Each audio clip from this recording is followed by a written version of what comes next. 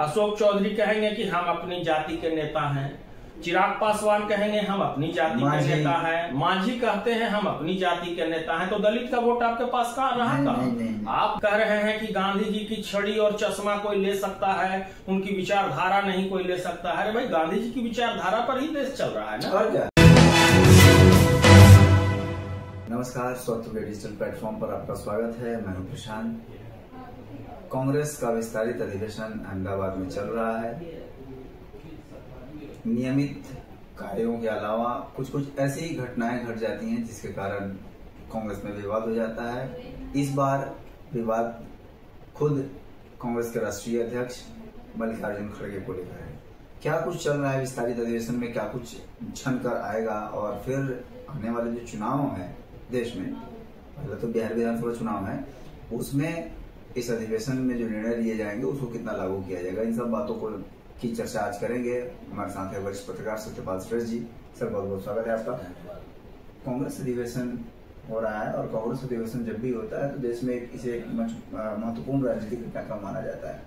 इस बार जो अधिवेशन हो रहा है तो उसमें क्या कुछ अब तक विशेष या अलग छन कर आया है सामने? हाँ, कांग्रेस का विस्तारित अधिवेशन अहमदाबाद में रखा गया। अहमदाबाद में रखने का अभिप्राय था कि सरदार पटेल को साधना है, तो सरदार पटेल स्मारक में ये बैठक और हमारे सरदार कहा गया खड़गे जी द्वारा। हाँ, तो सरदार पटेल को साधना है और दूसरा बापू मतलब महात्मा गांधी को साधना है। मैंने कल के 100 वर्ष पहले उस अधिवेशन की अध्यक्षता महात्मा गांधी की। अच्छा, तो 100 साल बाद वहां रखा गया, क्योंकि महात्मा गांधी भी गुजरात के थे और सरदार पटेल भी गुजरात के थे, तो इसलिए वो अधिवेशन वहां रखा गया। और राहुल गांधी ने जो सबसे मूल बात कही कि ब्राह्मण और दलित हमारे साथ हैं, लेकिन ओबीसी हमसे अलग होता चला गया।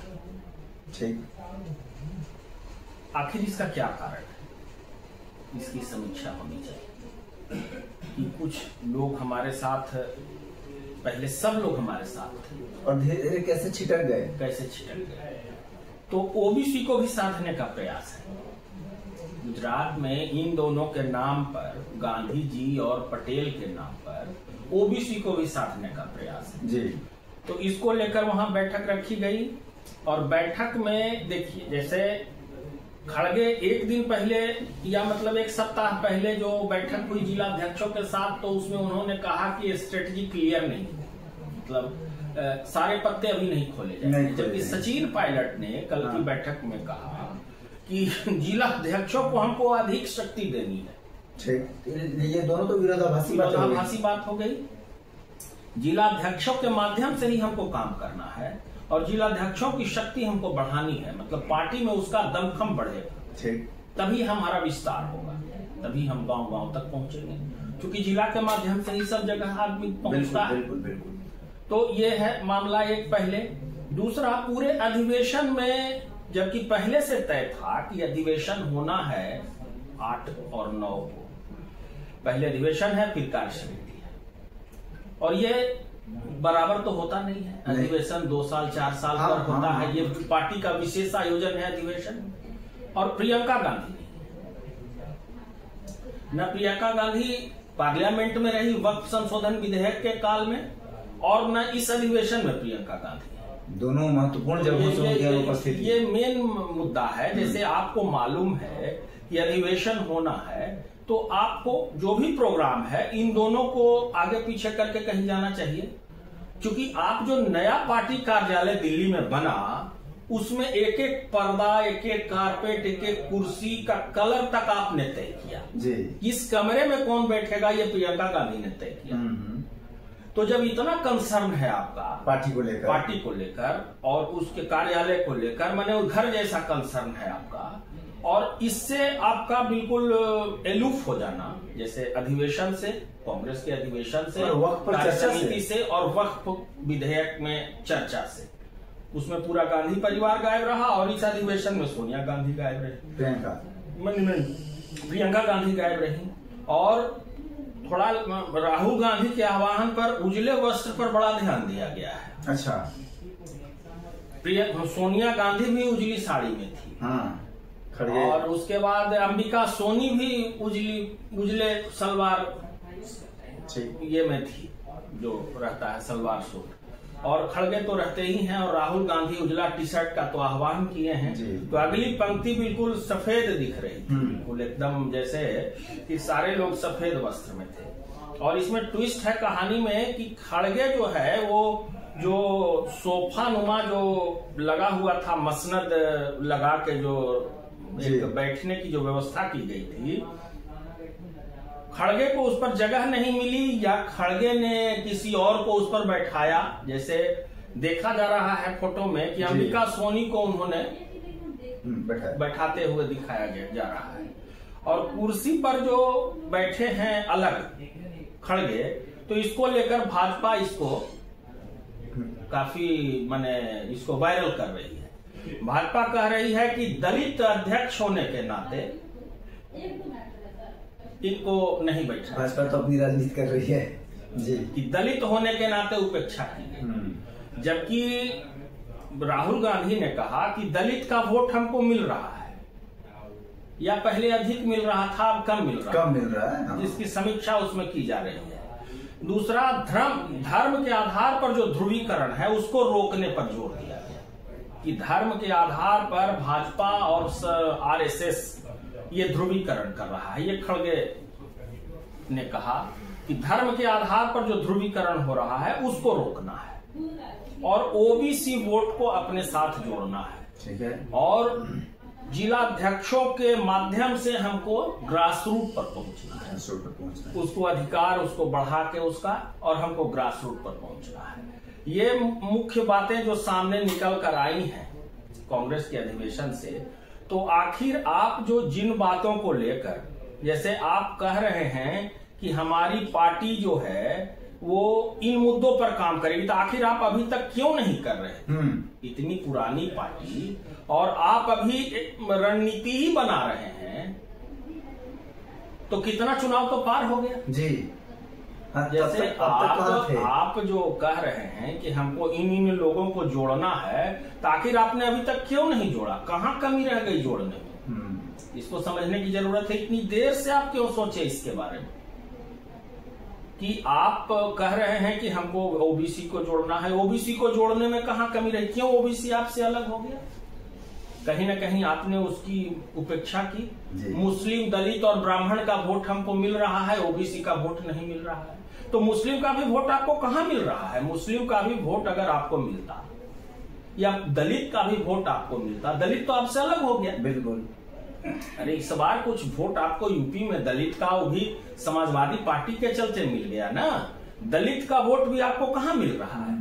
अगर दलित का भी वोट मिला होता और मुस्लिम का भी वोट मिला होता तो आपकी ये स्थिति तो नहीं होती। तब कम से कम 2.5 अंक में नहीं समझते। और ब्राह्मण का भी वोट आपके साथ अब कहाँ है? ब्राह्मण का वोट चला गया भाजपा में, चला गया जी। बिल्कुल बिल्कुल। दलित वोट मान लिया कि एक ढंग से कई जगह क्षेत्रीय पार्टियों में सीमित हो गया। बिल्कुल, जैसे कि यूपी में बसपा। बिल्कुल, बसपा के साथ भी दलित वोट नहीं रह पाया ना। बसपा के साथ भी दलित वोट नहीं रह पाया। जब ये बसपा जो है गठबंधन में चली गई, भाजपा के साथ गठबंधन, तब हुआ कि भाई ये प्योर दलित पार्टी नहीं रही। दलित पार्टी नहीं रही, तो दलित का वोट भी अब किसी एक की ठेकेदारी नहीं रही है। तो इसको उनको समझना होगा, जिसको वो मान रहे हैं कि टेकन फॉर ग्रांटेड कि ये वोट हमको मिल रहा है। नहीं। तो दलित का वोट भी आपको नहीं मिल रहा। दलित के अब अलग अलग नेता हो गए, अलग अलग प्रदेश। आप चाहेंगे कि बिहार में आपको दलित का वोट मिल जाए, तो दलित का वोट कांग्रेस को नहीं टर्न होने वाला है। दलित के नेता यहाँ अलग अलग हो गए, जाति के अलग अलग नेता हैं। अशोक चौधरी कहेंगे कि हम अपनी जाति के नेता हैं, चिराग पासवान कहेंगे हम अपनी जाति के नेता हैं, मांझी कहते हैं हम अपनी जाति के नेता हैं। तो दलित का वोट आपके पास कहाँ रहा था? आप मान लिया कि राजेश राम को प्रदेश अध्यक्ष बनाए, तो एक जाति को आधार आप बनाएंगे तो कैसे आप उसको मान के चला जाएगा कि आप वो, क्योंकि दलित में भी कई जातियां हैं और हर वो जाति भी आपके साथ नहीं है ना। जी। वो जाति भी आपके साथ नहीं है। प्रधानमंत्री की विश्वकर्मा योजना में वो हर जाति के लिए माने जितना कौशल विकास का काम हुआ है उसमें विश्वकर्मा योजना में तो वो जातियां भी उनको आसानी से लोन मिल रहा है, मुद्रा लोन मिल रहा है, बिजनेस के नाम पर लोन मिल रहा है। देखिए ना, आपके हाजीपुर का जूता कहाँ रूस जा रहा है, इतनी चर्चा हुई है। तो आखिर इन कारणों से वो वोट भी आपके साथ नहीं है। उसको आप अगर मान के चल रहे हैं कि वो वोट हमारे साथ है, तो वो वोट भी आपके साथ नहीं। तो इस अधिवेशन में मोटा मोटी जो बातें छन के आई कि अपनी वेदना ही प्रकट की गई।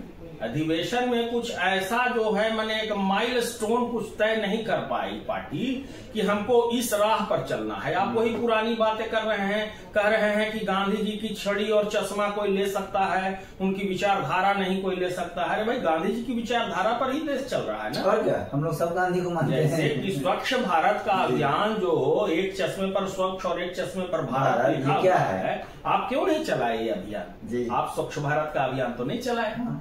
जो वर्तमान सरकार है वो स्वच्छ भारत अभियान गांधी जी को आगे रखकर, बिल्कुल गांधी जी की जयंती, गांधी जी के मतलब उनके मैंने ये कहिए पुण्यतिथि या मैंने उनका और उसका प्रतीक देखिए कि गांधी जी के चश्मे पर स्वच्छ भारत बिल्कुल रखा गया। बिल्कुल, एक पर स्वच्छ एक पर भारत। आप भी मनरेगा चला है तो उसमें कहाँ कहीं गांधी दिखते थे? नहीं दिखते, सिवाय नाम के। बिल्कुल, और वो भी नरेगा था, बाद में आपने खानापुरी के रूप में महात्मा गांधी का नाम जोड़ दिया। जी, तो गांधी तो कहीं न कहीं आप क्लिक नहीं कर पाए, आप उसको क्लिक नहीं कर पाए।